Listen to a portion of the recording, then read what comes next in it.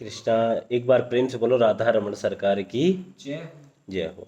एक सुंदर सी बात याद आ रही है।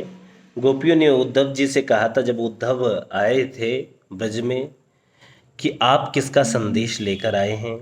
कन्हैया तो हमारे साथ इधर ही तो हैं और संदेशा भी क्या लाए होंगे। गोपियों की वृत्ति कृष्णाकार कृष्णमय थी कि जित देखूं तित श्याममयी है, जित देखूं तित श्याममयी है।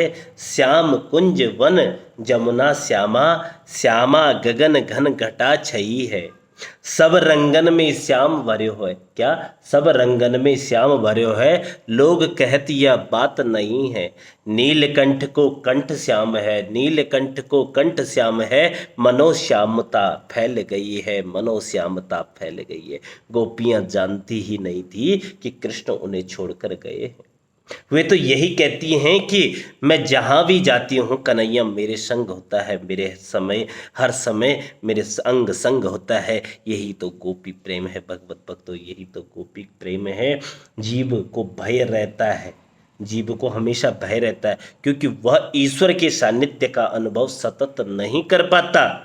ब्रह्माकार वृत्ति अदिति का कश्यप के साथ संबंध हुआ। कश्यप का अर्थ तो देखो, इस शब्द को उल्टा पढ़ेंगे तो क्या पढ़ा जाएगा? पश्यक। क्या पढ़ा जाएगा? पश्यक। उपनिषद के अनुसार कौ का अर्थ है ईश्वर और पश्य का अर्थ होता है देखना। सभी में एक ईश्वर को देखने वाला ही कश्यप है, सभी में एक ईश्वर को देखने वाला ही क्या है? कश्यप है। जब कश्यप की वृत्ति ब्रह्माकार ब्रह्ममयी हुई तो परमात्मा को प्रकट होना ही पड़ा, गोविंद को प्रकट होना ही पड़ा। गृहस्थाश्रम में एक बात बताऊं, भक्ति में बाधक नहीं है। गृहस्थाश्रम कोई भक्ति में बाधक नहीं है बल्कि एक साधक है। बाधक तो है ग्रह की आसक्ति।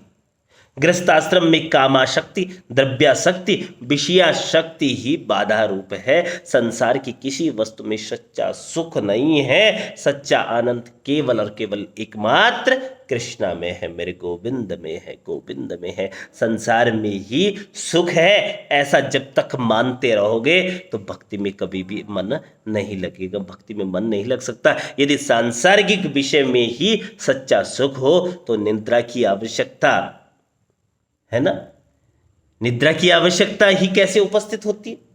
विषयों को त्याग कर भूल कर निद्रा की इच्छा होती है, वही बताता है विषयों में सुख नहीं है। जिस प्रकार प्रतिदिन अन्न का सेवन करते हैं वैसे ही सत्संग की भी नियमित क्या आवश्यकता है।